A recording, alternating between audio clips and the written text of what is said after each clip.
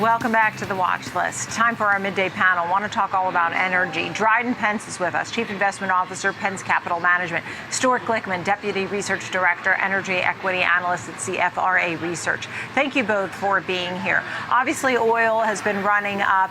We moved up to $95. We've since pulled back. Oil was obviously the best traded sector. Energy did really well last week, and folks who have those dividend-paying stocks could be happy, but there are concerns as well. Dryden, where do you stand? Are you looking at this sector more as an investment or more as a concern about inflation? Well, we like the sector. We're probably neutral on it now because we've had this run up. But I think when you take a look at companies like Exxon and Chevron, at these oil prices, they're going to be doing quite well. So we like the sector. We don't know that there's a tremendous amount of growth in it, but I think that it's important to be positive on it. Now, the other thing about inflation is, the two most recognized prices in America are your home mortgage and your price of gas. And I think it really is beginning to reach into people's pocketbooks.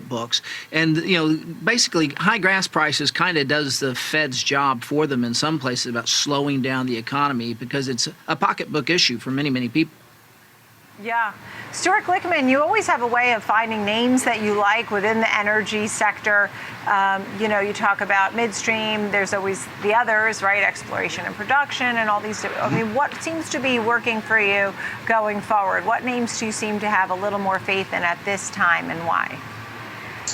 Well, notwithstanding today, which is right across the board pretty much, I think that the E&Ps still look like a good place to be. We're positive on oil.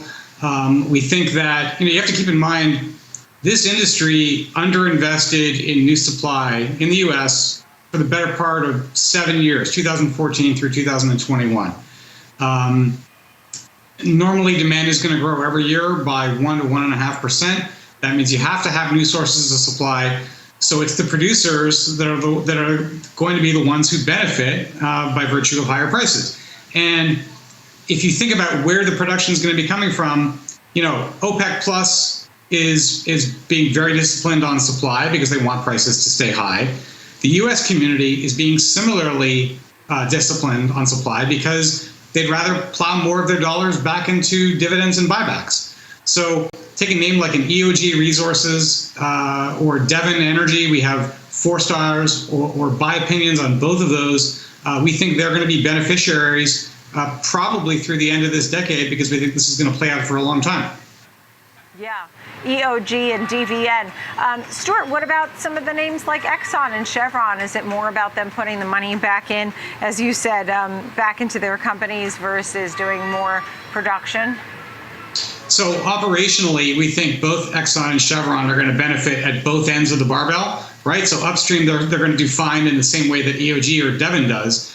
Downstream, refining margins are quite high, not as high as last year. So if you look at, what are expectations for third quarter for, the refining segments of an Exxon or a Chevron or even the independent refiners, it's going to be worse than last year, but last year was a record high. So in the grand scheme of things, I think both of these companies are going to post pretty solid earnings reports. On valuation grounds, we have a buy on Chevron and only a hold on Exxon. But I think operationally, both of these have a lot working in their favor. Understood. Dryden, and names like Exxon and Chevron, what do you tell folks when they're interested in those names? Well, the bottom line, when you take a look at Exxon, it's the 7th largest oil producer in the world. It produces more oil than Iran. And Chevron produces more oil than Kuwait. So when you take a look at those two companies, they're very dominant throughout the globe. And we think that when they have that much dominance in production, they're probably a good long-term situation to have in portfolios. Again, they pay dividends, but also we're in this environment where with both interest rates and gasoline prices, we're looking at higher for longer. And those are going to be accretive to earnings, we believe. Yeah, and you also think, Dryden, that maybe we might have some near-term bumps, but you seem to be a little more optimistic on the longer front, right, Dryden? Exactly. I mean, we're going to have some volatility in the market now. We're going to have some, pullback in various places. But I think it's an opportunity to enter the market as opposed to run away from it. So we're going to have some volatility here between now and the end of the year, but we see that as opportunity as opposed to anything else. Right. And is there a divergence happening, Stuart Glickman, whether it's oil versus some other commodity that you're watching closely that usually might move in conjunction with oil but is moving differently at this time? Well, natural gas this time of year always is volatile because so much of gas demand is weather dependent.